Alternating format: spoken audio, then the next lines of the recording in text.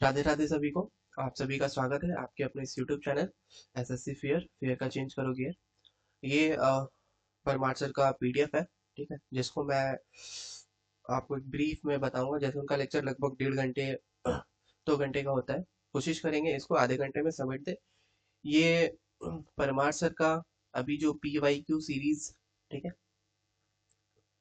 PYQ series part 5 का lecture number 1 है। तो शुरू करते बिना किसी देरी के। When was the first constitute assembly election in India? ठीक है, संविधान सभा का जो चुनाव है सबसे पहला बार कब हुआ था? 1946 में हुआ था। जबकि कंस्टिट्यूएंट असेंबली का पहला डिमांड जो रखा गया था 1934 में एम एन रॉय के द्वारा। कुछ और पॉइंट्स हैं इनसे रिलेटेड, देखते हैं उनको। स्टैफोर्ड क्रिप्स, एवी अलेक्जेंडर और पैथिक लॉरेंस, ठीक है, ये 3 मेंबर थे कंस्टिट्यूएंट असेंबली जब बना था। ठीक है, constituent assembly was formed under the cabinet mission. ठीक है, कैबिनेट मिशन के अंदर बना और कैबिनेट मिशन में ये 3 मेंबर थे। ठीक है, स्टैफोर्ड क्रिप्स, एवी अलेक्जेंडर और पैट्रिक लॉरेंस। इसमें लगभग 389 सीट्स थी। ठीक है, जो कि सीट का जो डिवीजन हुआ, 296 का जो डिवीजन हुआ ब्रिटिश इंडिया से आने थे। ठीक है, और 93 प्रिंसली स्टेट्स है जो कि जिनको नॉमिनेट करना था। इनका जो 296 का जो है इनडायरेक्टली इलेक्टेड होना था, जिसमें 296 में 292 सेकेंड गवर्नर प्रोविजन से और 4 चीफ कमिश्नर प्रोविजन से। ये चीज था। कुछ और पॉइंट देखिए। जुलाई 1946 में इलेक्शन वेयर हेल्ड, उस समय इलेक्शन हुआ, जुलाई 1946 में इलेक्शन हुआ। कांग्रेस को 208 सीट, ठीक है, मुस्लिम लीग जो है उनको 73 सीट्स। पहला मीटिंग जो रखा गया 9 दिसंबर 1946 को, जिसमें 211 मेंबर अटेंड हुए। दिसंबर 1947 में 299 सीट्स वेयर लेफ्ट। मतलब कि पहले जो था उतना सीट था। ठीक है, पर अगर पूछा जाए 1947 यानी आजादी के बाद जो है कितना सीट बचा, तो लगभग 299 सीट्स बचे थे। Question number 2, who among the following personality was the chief draughtsman? ठीक है, chief draughtsman of the constituent assembly that drafted the document of the constitution. तो उस समय चीफ ड्राफ्ट्समैन कौन था? ठीक है, तो एस एन मुखर्जी। और कुछ पॉइंट है के एम मुंशी के बारे में, देख लीजिए। के एम मुंशी क्या थे? चेयरमैन थे, चेयरमैन ऑफ कमिटी यानी ऑर्डर ऑफ बिजनेस का, या फिर चेयरमैन ऑफ कमिटी कौन थे? K M Munshi. Member of drafting committee भी के एम मुंशी थे। ठीक है, प्रेसिडेंट की बात करें, कॉन्स्टिट्यूशन मेकिंग का जो प्रेसिडेंट है राजेंद्र प्रसाद। लॉ मेकिंग की बात करें तो जीवी मावलंकर। वाइस प्रेसिडेंट की बात करें तो H C Mukherjee, V T Krishnamachari. Calligraphy यानी अगर इंग्लिश में लिखने वाले कॉन्स्टिट्यूशन को, प्रेम बिहारी नारायण रायसदा। हिंदी में लिखने वाले वसंत कृष्ण वैद्य। और इनको डेकोरेट करने वाले नंदलाल बोस। फादर बात करें कॉन्स्टिट्यूशन का तो भीमराव अंबेडकर। आएंगे क्वेश्चन नंबर 3 में। Which of the following statement are correct in the context of Indian constitution? I होगा यहाँ पे, Indian constitution there are 3 major organs of the government. ठीक है, गवर्नमेंट का 3 ऑर्गन्स होता है, लेजिस्लेटिव, एग्जीक्यूटिव एंड जुडिशियरी। ये बिल्कुल सही है। ठीक है, लेजिस्लेटिव जो लॉ बनाता है, एग्जीक्यूटिव जो उसको एग्जीक्यूट करता है, जुडिशरी उस पर एक्शन लेता है। ठीक है, कोई सब सही से कर रहा है कि नहीं। और अगला है separation of function rather than power is follow. ये भी इंडिया में फॉलो होता है। All organs of the government are independent, जो कि ये नहीं है इंडिया में, यानी पहला और दूसरा सही है। डेरिवेशन दिया हुआ है यहाँ पे, मतलब उसके बारे में detail. Organs of the government, legislature, executive, judiciary. ये लॉ बनाता है, ये लॉ को इम्प्लीमेंट करता है, ये लॉ को रिव्यू करता है। ठीक है, लॉ कौन बनाता है? Lok Sabha, Rajya Sabha, president. Question number 4 पे आएंगे। Who was the first to develop a mathematical predictive heliocentric model of the solar system? System में यहाँ वही लगेगा, तो ये नया नोट में उनका काफी एरर है। ठीक है, who was the first to develop mathematical predictive heliocentric mode of the solar system? तो ये निकोलस कॉपर्निकस कॉपर्निकस के द्वारा दिया गया था, पहला इनके द्वारा ही डेवलप किया गया था। कब? 1543 में। इनका जो थ्योरी था, डी रिवोल्यूशन ऑब्रियम सेलेस्टियल। कुछ और पॉइंट देखिए। स्टडी ऑफ यूनिवर्स को कॉस्मोलॉजी बोलते हैं, स्टडी ऑफ सेलेस्टियल बॉडी को एस्ट्रोनॉमी बोलते हैं। थ्योरीज क्या क्या दिया गया? यूनिवर्स के लिए जो थ्योरी आया, बिग बैंग थ्योरी। ठीक है, इसको जॉर्ज लेमेटायर ने दिया 1931 में। ठीक है, इसमें बताया गया है कि जो है धरती जो है 13.8 बिलियन ईयर्स अगो बना था। ठीक है, यूनिवर्स में क्या है? द यूनिवर्स इज एक्सपैंड, यानी यूनिवर्स जो है एक्सपैंड कर रहा है continuously. The universe is expanding continuously but it's average density remains the same, जबकि उसका एवरेज डेंसिटी जो है वो सेम है। और ये बात किसने कहा था? फ्रेड हॉयले ने, Hermann Bondi, Thomas Gold and name it steady state theory. उसको ये कहा गया कि ये एक स्टडी स्टेट थ्योरी है।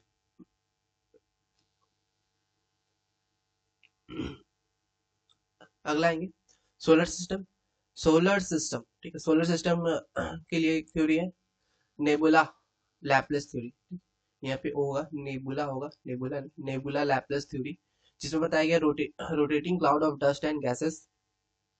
और nebula Laplace theory Immanuel Kant 1755, और बाद में इसमें वर्क किया गया, ठीक है, लेटर वर्क बाय लैपलेस, इसको लैपलेस के द्वारा बाद में इस पे वर्क किया गया था। कब? 1796, दोनों इंपॉर्टेंट है, 1755 और 1796।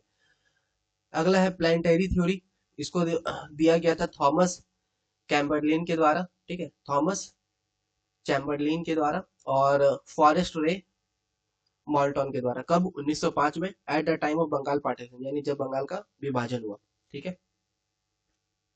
Which of the following rocky planet is the fastest planet in our solar system traveling through space at about 29 meals या फिर 47 किलोमीटर पर सेकेंड, ठीक है। तो मरकरी है, ठीक है, मरकरी का ही एक फास्टेस्ट प्लैनेट है, ठीक है, जो करता है।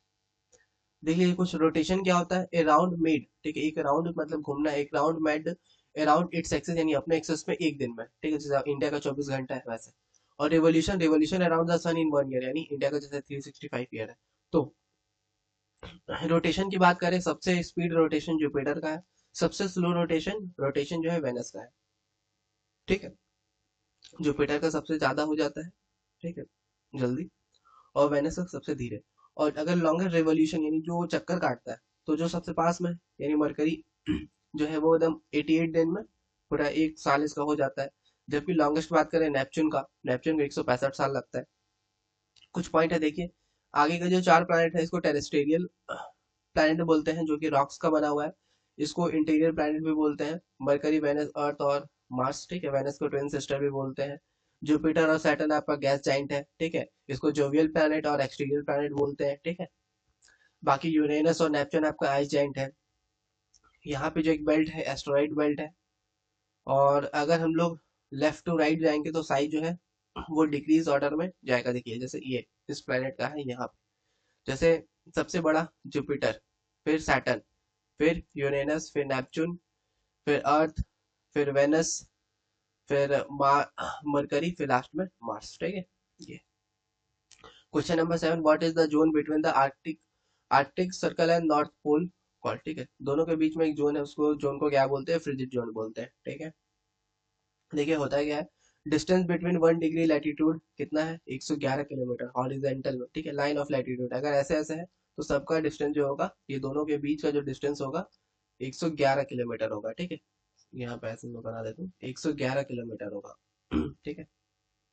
और लाइन ऑफ लैटिट्यूड टोटल कितना होता है? जैसे ये एक लाइन, 2 लाइन, 3 लाइन, ऐसे टोटल 181 लाइन होता है। और लैटिट्यूड सर्कल जो बनाता है वो 179, क्योंकि लास्ट में जो सर्कल बनता है वो एक पॉइंट जैसा रह जाता है, ठीक है, इसीलिए।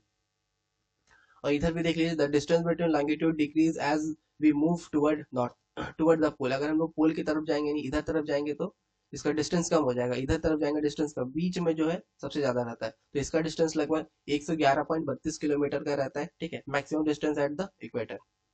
ये लाइन ऑफ लॉन्गिट्यूड है, जैसे ये लैटिट्यूड था, ये लॉन्गिट्यूड है। All longitude are grade circle, जितना भी लॉन्गिट्यूड है सब ग्रेड सर्कल है।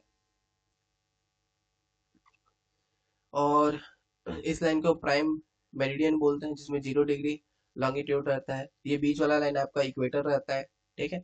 इक्वेटर क्या करता है? इसको इक्वेटर ग्रेट सर्कल भी बोलते हैं इक्वेटर को। डिवाइड अर्थ इनटू 2 इक्वल पार्ट्स, ठीक है, अर्थ को 2 इक्वल पार्ट में डिवाइड करता है, नॉर्थन हेमिस्फीयर और साउथर्न हेमिस्फीयर। और ये प्राइम मेरिडियन क्या करता है? Also known as Greenwich mean time. देखिए यहाँ पे ये है 180 degree east west international date line, ठीक है, यहाँ से यहाँ तक डेट चेंज होता है, डेट गेन होता है, लॉस होता है, ठीक है, अगर हम आप लोग ये लाइन क्रॉस करेंगे तो ये थोड़ा जिगजैग लाइन है। कुछ पॉइंट है यहाँ पे देखिए, यहाँ पे क्या होता है? फ्रिजिड जोन रहता है, इधर भी फ्रिजिड जोन रहता है, ठीक है, पोल पे।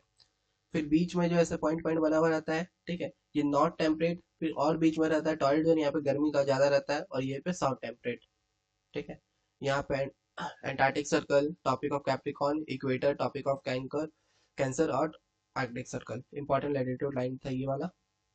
आगे देखेंगे, the direct rays of the sun fall only between the topic of Cancer, यानी जो डायरेक्ट सन का रेज होता है, ठीक है, वो टॉपिक ऑफ कैंसर पे पड़ता है और टॉपिक ऑफ कैप्रिकॉर्न पे पड़ता है, ठीक है, विच इज कॉल्ड टॉरिडियन, जिसको हम लोग टॉरिडियन बोलते हैं। क्वेश्चन नंबर 7 है, in which part of the India did the earliest, ठीक है, earliest iron object appear in the overlap between the neolithic and megalithic phase, तो वो इंडिया का कौन सा पार्ट में था, तो लगभग साउथ इंडिया में था, ठीक है। तो वही पूछेगा, in which part of the India did the earliest iron object appear in the overlap between the neolithic age and megalithic phase, तो साउथ इंडिया। कुछ पॉइंट देखिए, सीजे थॉमसन ने दिया था 3 एज क्लासिफिकेशन, जिसमें स्टोन एज, ब्रॉन्ज एज और iron as.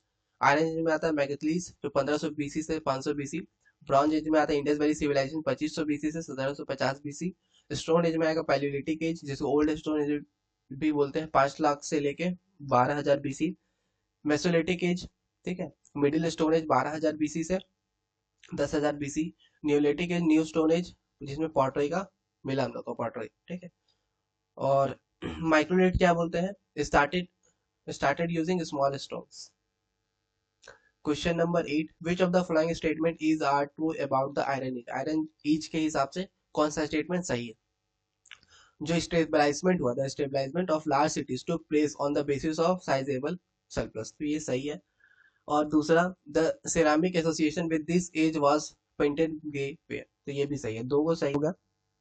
और the Indus Valley Civilisation flush during the iron age, ये गलत है, ठीक है, तो दो चीज सही था, फर्स्ट एंड सेकंड। कुछ पॉटरी से रिलेटेड पॉइंट है, देख लीजिए, जैसे ओसीपी ये होता है ऑक्रे कलर पॉटरी जो न्यूलिथिक में मिला, पेंटेड ग्रे वेयर चारकोलिथिक में मिला इंडस वैली सिविलाइजेशन में, ठीक है, और नॉर्थ ब्लैक वेयर ये आपको अर्ली आयरन एज में, और नॉर्थ ब्लैक पॉलिश्ड वेयर ये आपको लेट आयरन एज में।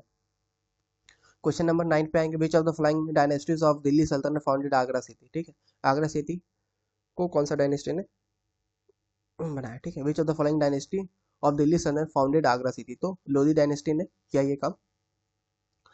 और लोधी डायनेस्टी के इंपॉर्टेंट है, मीड बाय सिकंदर लोधी के द्वारा लोधी डायनेस्टी बनाया गया कब, 1504 में। Its poem is known as Gulrukhi, इसका पोएम का नाम गुलरुखी है। स्टार्टेड डबल डोम आर्किटेक्चर, इसी के समय डबल डोम आर्किटेक्चर का शुरुआत हुआ। और कुछ देखिए, मॉस्क्यू ऑफ मॉथ, ठीक है, ये इसका एग्जाम्पल है।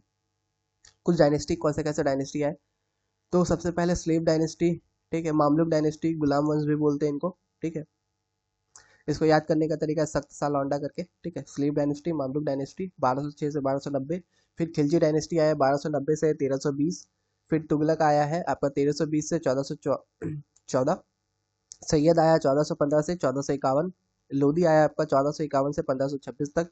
जितना भी डायनेस्टी है ये इन्होंने दिल्ली पे रूल किया, इसीलिए इसको दिल्ली सल्तनत भी बोला जाता है।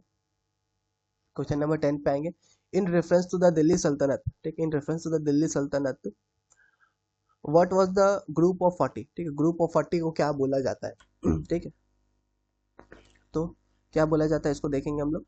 दे were mostly powerful Turkish slave, ठीक है, ये जो है टर्किश स्लेव था इल्तुतमिश का, ठीक है, और hood took place in the regulation following Sultan Razia killing, ठीक है, ये तो बिल्कुल सही है, ठीक है, ये 40 गुलाम ही था, ठीक है, तो जब पहला ही सही मिल गया तो फिर इसको रहने देते, आगे नहीं पढ़ेंगे, पहला ही सही है। अगला, फाउंडर ऑफ स्लीव डायनेस्टी की बात करें तो कुतुबुद्दीन ऐबक ने ही स्लीव डायनेस्टी का फाउंड किया, ठीक है, 1206 में, और इनका डेथ 1210 में हो गया, जब ये पोलो खेल रहे थे, इसको पोलो भी बोलते हैं, ठीक है, पोलो, चाउगन भी बोलते हैं, वाइल प्लेइंग चाउगन। ही स्लेव कम आफ्टर इल्तुतमिश, ठीक है, फिर इसके बाद कौन आया, इल्तुतमिश आया 1210 से 1236 तक। अगर एसएससी देगा, ठीक है, इसमें एक पॉइंट है, if SSC give both options then jital will be answer, ठीक है, और इल्तुतमिश ने ही टंका स्टार्ट किया, सिल्वर कॉइन्स, फिर जीतल स्टार्ट किया, कॉपर कॉइन, ठीक है, स्टार्टेड इक्ता सिस्टम, ठीक है। अगर एसएससी दे रहा है तो जीतल को भी हम लोग प्रेफर में रखेंगे, ठीक है, अगर टंका जीतल दोनों दिया तो हम लोग जीतल को पहला प्रायोरिटी में रखेंगे, ठीक है, फर्स्ट पे, इसको हम लोग सेकंड पे रखेंगे। अब देखिए, there was a historian during the time of Iltutmish, ठीक है, इल्तुतमिश के टाइम में एक हिस्टोरियन हुआ करता था जिसने त्वाक्रिस्ट लिखा था, त्वाक्रिस्ट हिस्टोरियन एक टेक्स्ट है जिसको ताबक ताबक ए नसीरी मिनाज ए सिराज बोलते हैं। Minhaj e Siraj wrote Tabaqat e Nasiri that Iltutmish daughter Razia Sultan was more capable ruler than his son, यानी उसमें ये बताया गया था कि इल्तुतमिश का जो बेटी थी रजिया सुल्तान बहुत ज़्यादा कैपेबल है कंपेयर टू अपने भाइयों से।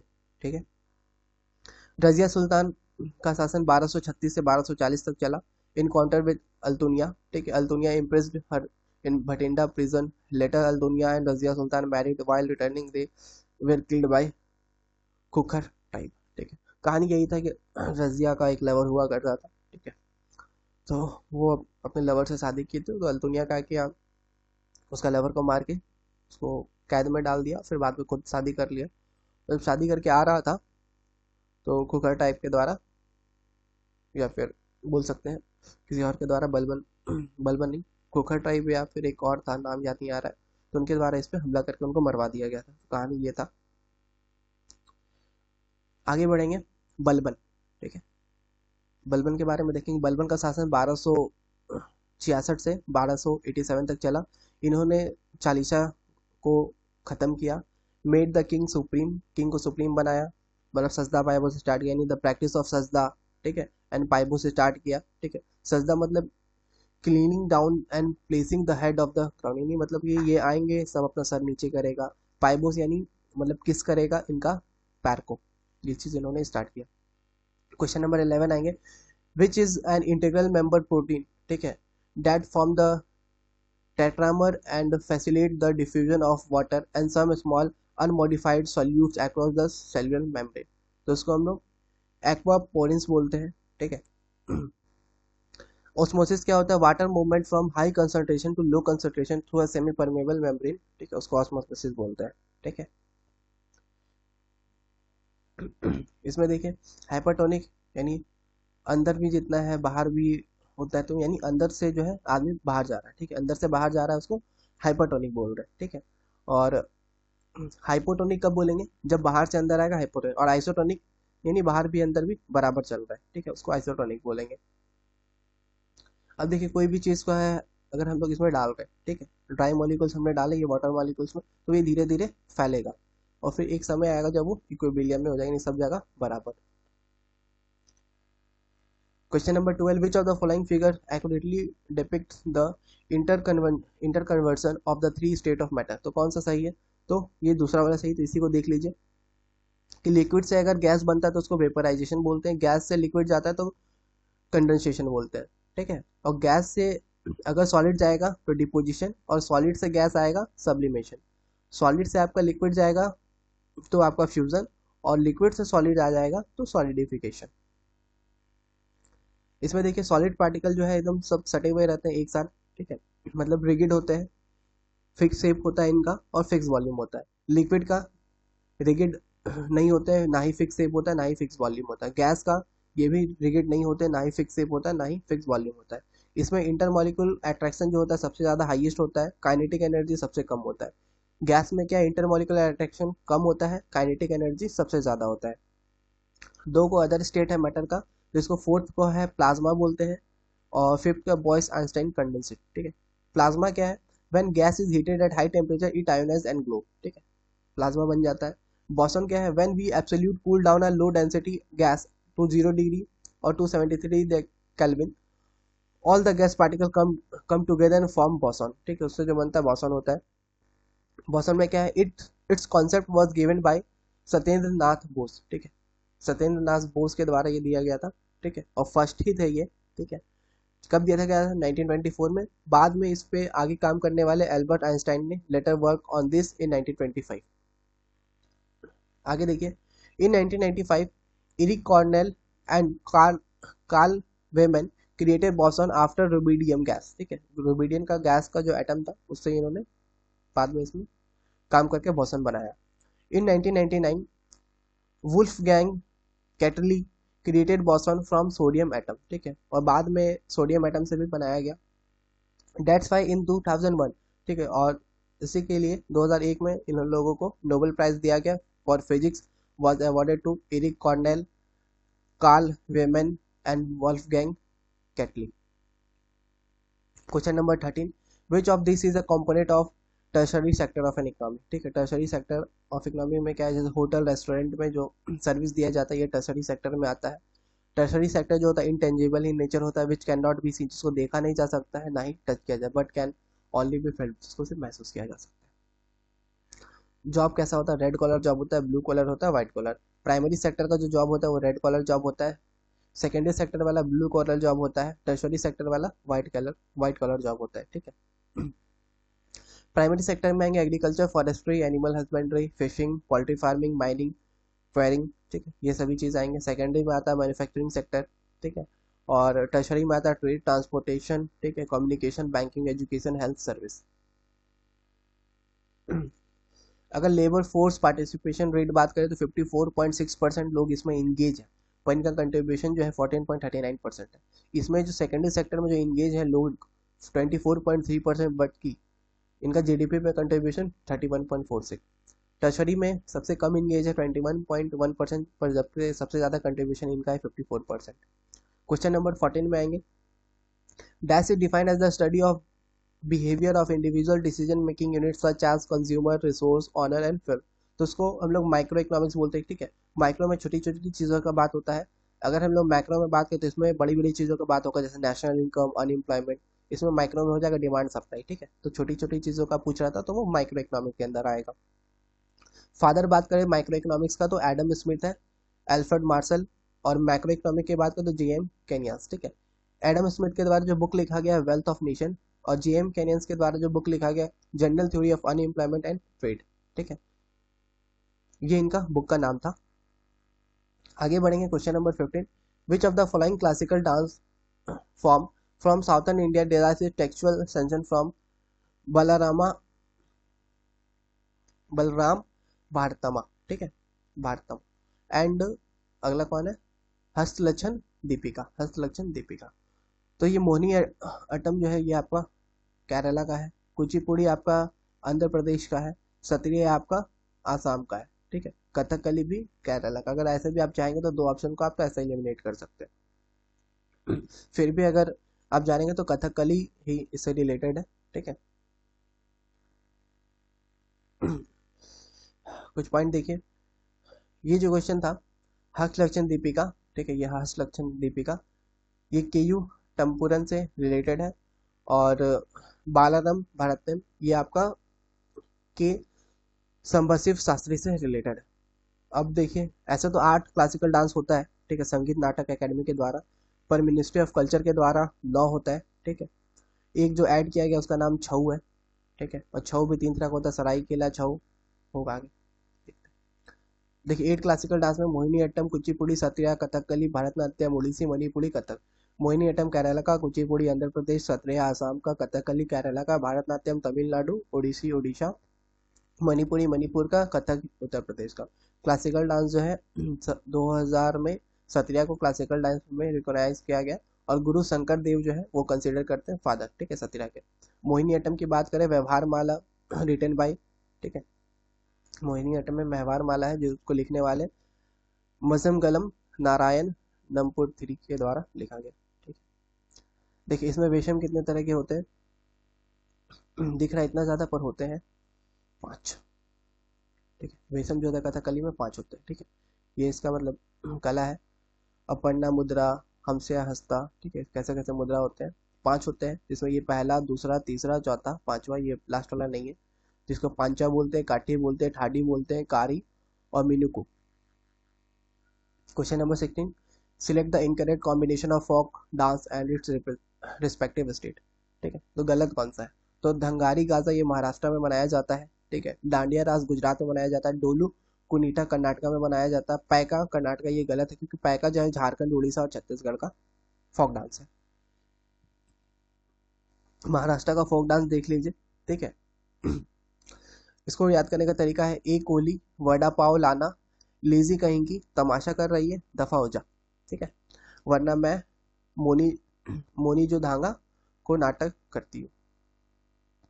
देखिए इसको कैसे है, ई कोहली, कोहली यानी कोहली, कोहली डांस होता है जिसको फिशरमैन कम्युनिटी करती है, वड़ा पाव से पोपडाव डांस, लाना या से लवनी डांस, ठीक है, और लेजी से लेजिन डांस, तमाशा से तमाशा डांस, दफा से गफा डांस, ठीक है, दफा हौजा वर्ड नाम है, मोनी जो ये मोनी से मोनी डांस जो धांगा, धांगा से ढांगड़ी गजा को नाटक करती है।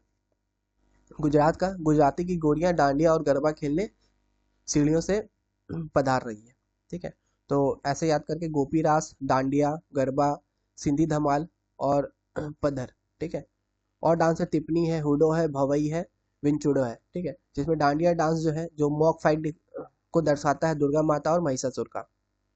कर्नाटका का फोक डांस है यश बोला कर कम बोलता है यश बोला कर कम साले, डॉल भूता नागा मंडली वित्ता, ठीक है, यानी यश से यश गना, बोलक काम साले, ठीक है, डोल से डोलू कुनीटा, नाग मंडली, भूटा आराधना, ठीक है, वीरगशे, ठीक है, और यक्ष गाना जो है सॉन्ग्स ऑफ सेलेस्टियल बीइंग है, ठीक है। तो ये कर्नाटका का डांस था। क्वेश्चन नंबर 17 में आएंगे, in which of the following state in Medam Mephi, ठीक है, ये कहाँ का डांस? तो मैडम मेफी जो है आसाम का डांस है, बिहार का छठ पूजा है, सोनपुर है, ठीक है, ये बिहार का फेस्टिवल है, और मैडम मेफी जो फेस्टिवल है आसाम का है। उड़ीसा का है नुआखाई छऊ, कोणार्क, बाली यात्रा, कलिंगा, राजा परवा, रथ यात्रा।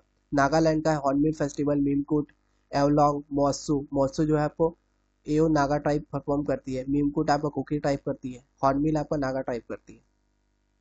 आसाम का देख लेते हैं, आसाम में बिहू है, बाइको है, ठीक है, बिहू, बाइको, पेटकई, ठीक है, अली, ये भी ट्रिक है, ठीक है, बहु आई, बहु, बाइको, पेटकई, अली, अब्बू, मजूली और शंकर करके। तो एक बिहू डांस होता है, एक बाइको बेशपो डांस, एक होता है डिहांग पेटकाई, एक अली अलीलांग, ठीक है, एक अम्बुबाची फेस्टिवल होता है, एक मजूली फेस्टिवल होता है, एक रोंका फेस्टिवल होता है। अम्बुबाची आपका कामाख्या देवी टेम्पल में मनाया जाता है, और रोंको इसको परफॉर्म किया जाता है कर्बी ट्राइब के द्वारा।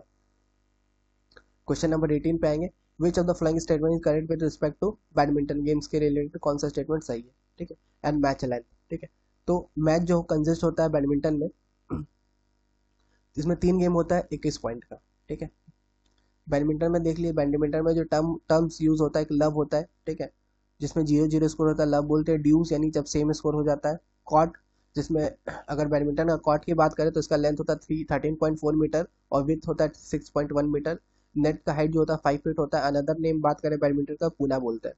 बैडमिंटन कप्स है थॉमस और Uber cup, Narang cup, Yonex cup, Maharaja Ranjit Singh cup, Syed Modi trophy. 3 card दिया जाता है बैडमिंटन में। येलो दिया जाता है वार्निंग फॉर मिसकंडक्ट, रेड दिया जाता है सीरियस मिसकंडक्ट के लिए, ब्लैक दिया जाता है रिमूवल के लिए, ठीक है। अगर 2 आपको रेड कार्ड मिल गया आफ्टर 2 येलो कार्ड, ठीक है मतलब 2 येलो कार्ड के बाद आपको रेड कार्ड दिया जाता है। Question number 19, who among the following author wrote Kamayani, ठीक है, कामयानी जो बुक है इसको किसने लिखा? Who among the following author wrote Kamayani, ठीक है। फिर ध्रुवस्वामिनी, ठीक है, कनकल, ठीक है, कंकाल, तितली, ठीक है, और स्कंदगुप्त, लाहर और ममता। ये बुक किसने लिखा? तो जयशंकर प्रसाद ने ये बुक लिखा है सारा। क्वेश्चन नंबर 20 लास्ट क्वेश्चन रहेगा, आत्मनिर्भर भारत रोजगार योजना was launch in which year? ये कब कौन सा साल लॉन्च किया गया आत्मनिर्भर भारत रोजगार योजना? तो ये 1 अक्टूबर 2020 को लॉन्च किया गया। पीएम फसल बीमा की बात करें 2016 में, पीएम रोजगार प्रोत्साहन योजना 2016 में, गरीब कल्याण रोजगार योजना 2020 में। और इसका क्या उद्देश्य था? टू प्रोवाइड एम्प्लॉयमेंट फॉर 125 दिन के लिए। इंट्रोड्यूस इन 6, इसको 6 स्टेट में इंट्रोड्यूस किया गया। पीएम सूर्य घर मुफ्त बिजली योजना 2024 में। तो इसी के साथ ये आपका 20 क्वेश्चन हो गया। मिलते हैं आपसे नेक्स्ट वीडियो पे, तब तक के लिए bye bye and take care.